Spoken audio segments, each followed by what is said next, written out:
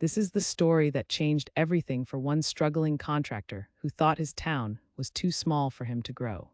He believed his reach was limited by the city limit signs and the few thousand people living within them. But in a small town, you don't need millions of followers. You just need to be the only name everyone thinks of when a pipe bursts.